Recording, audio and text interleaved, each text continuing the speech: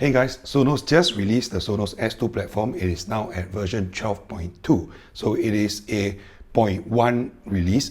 It was previously at 12.1, now it's at 12.2. When it jumps a 0.1 release, it is usually a relatively big release that carries new features. So what new features? First up, I'm just going to tell you, it carries Sonos Radio HD, multi-channel LPCM support, as well as new languages. Just these three. Let's dive in to find out more today.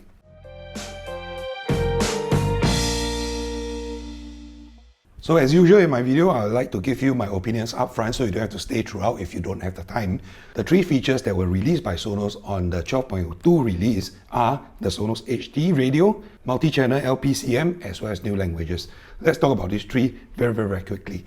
The Sonos HD radio is available only to customers in the US and the UK. It costs about $8 a month, and you can skip track, you can pause, you can replay, you have curated radio stations, and there are no ads. But more importantly, it is now in high quality format. How high quality? CD quality. 16-bit and 44.1 kHz sampling rate. Is it very high? No. But for radio, it is pretty high. Now bear in mind, this is only available for Sonos radio station. Any other non-Sonos radio stations, you can't control the bitrate, you can't control the quality in any case. The second big feature is the multi-channel LPCM. So for those of you who are using the Xbox or you're using a Blu-ray and you have DTS Blu-rays, then you can now hear multi-channel. Previously, you could only go through PCM, which is 2.0 stereo format. Note that this is not Atmos, this is LPCM, multi-channel surround sound. The third is actually for the language pack. It now includes Korean, it includes Turkish, it includes Russian, and for a large part of the world's population, traditional Chinese. Although I must say that traditional Chinese is only quite applicable in Taiwan and Hong Kong, I believe. For most parts of the world, including China itself, traditional Chinese is not really being used. They use modern Chinese, they use simplified Chinese, if I may. So that's the summary for the 12.2 version, and if you don't have time anymore, that's all you can take away. That's all you need to take away. If you have some time, stay on. I'll go into each of this one by one, and I'll talk about the one missing feature that they still have not implemented. So first up, the Sonos Radio HD. It costs $8. It's launched for US customers, UK customers today. You will get 1 month free trial if you choose to go on it today. The most important thing that Sonos is saying is that this is CD quality. It is high quality radio streaming. Highest quality for radio streaming. Note that this is not highest quality for streaming, radio streaming. So radio usually and typically it is not high quality. It typically sounds maybe about half the quality of a CD, or at the best, a good cassette analog recording.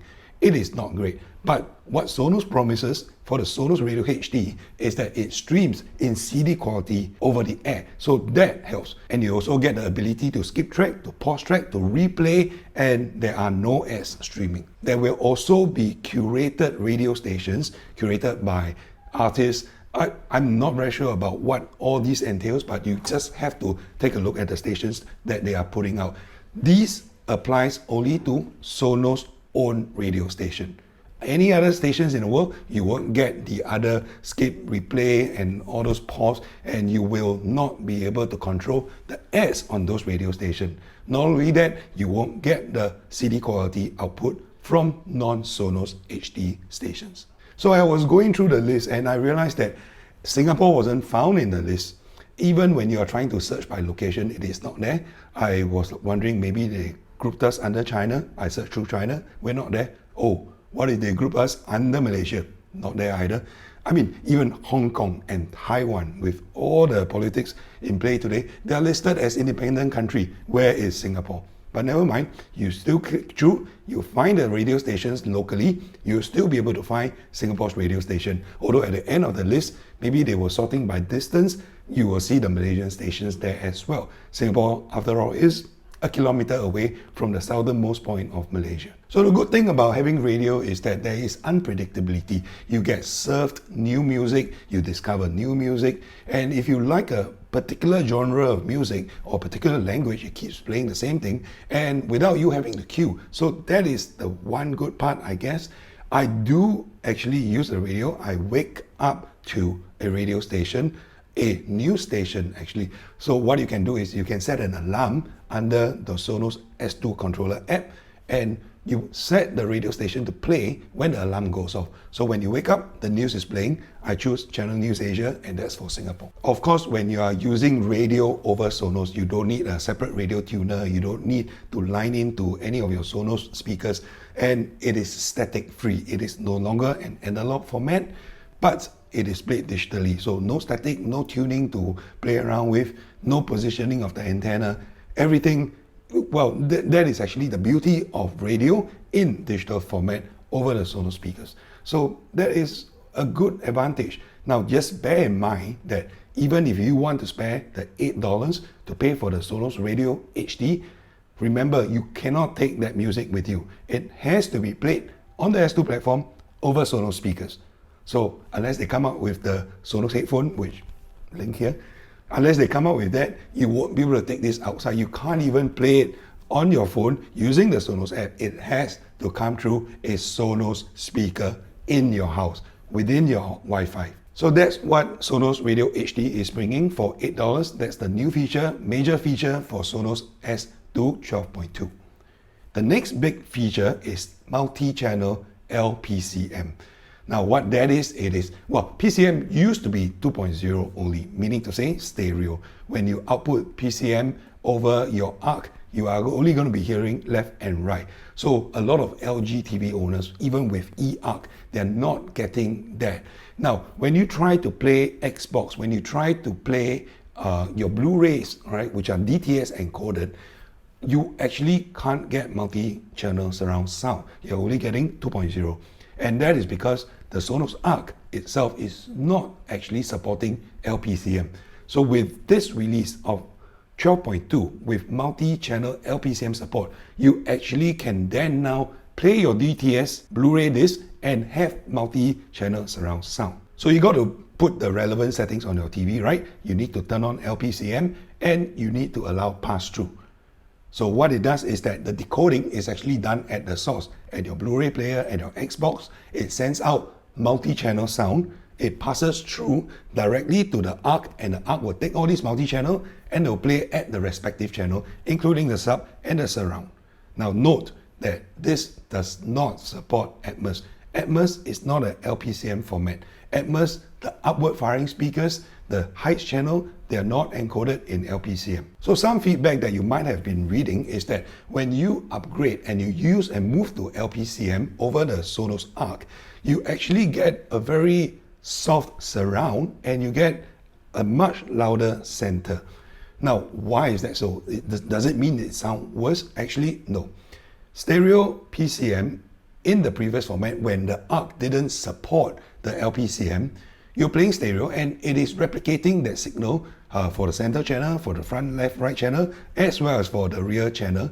So you are not actually getting the intended sound feel that the sound engineer wanted you to hear. All you got was the same sound levels played throughout the left and right for the front and back as well as the center. So with LPCM, all the channels are discrete. Center is supposed to be more pronounced. When there's speech, it comes out clearer and louder than what you're used to in stereo 2.0.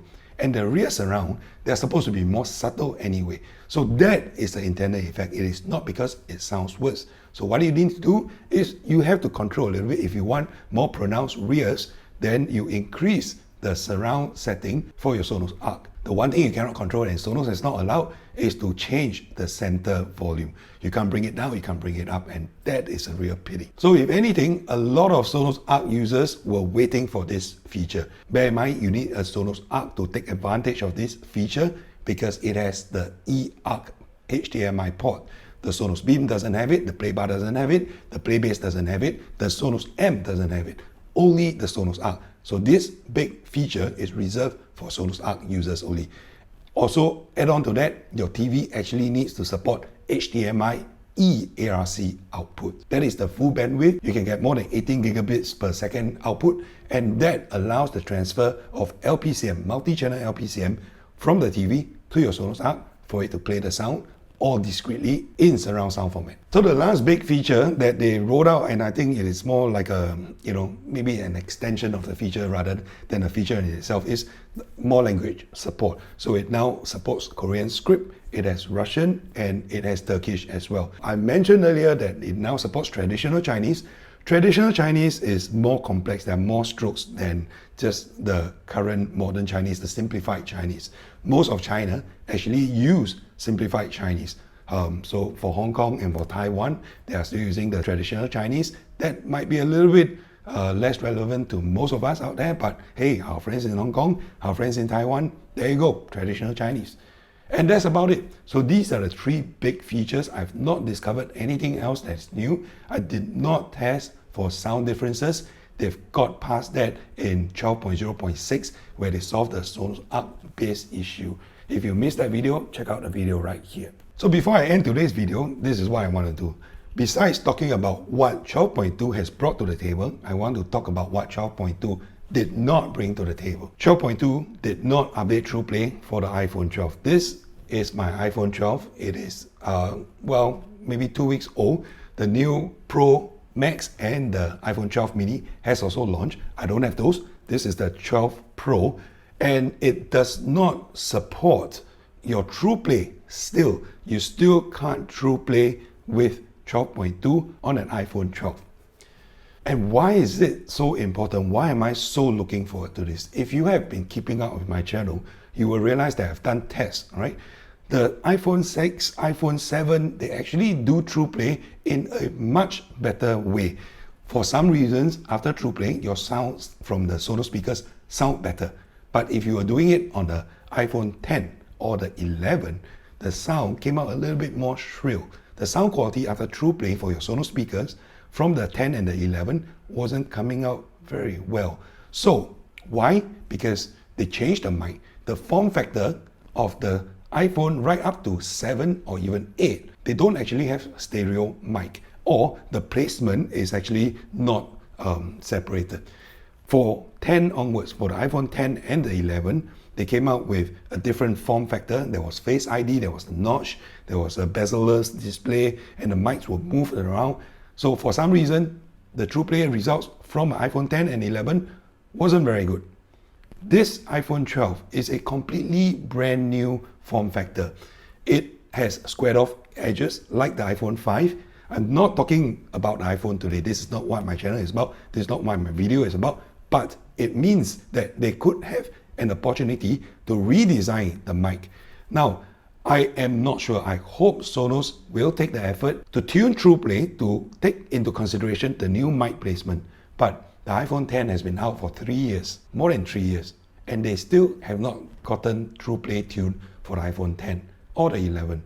I'm not very hopeful that they will do it for the 12, but at the very least, this now being my primary phone, I want to be able to do TruePlay on this. So for those of you who are on the iPhone 12, who have migrated to the iPhone 12, upgraded to the iPhone 12 series, and are waiting for the Sonos to release an update to allow TruePlay for this phone, stay tuned, subscribe, ring the notification bell. When that feature is released, I will release a video right away to compare TruePlay on the iPhone 12 versus previous iterations of the iPhone, and you can see for yourself, hear for yourself, to see whether the quality is indeed better. So that's all I have for the Sonos S2 12.2 version. I'll see you in my next video.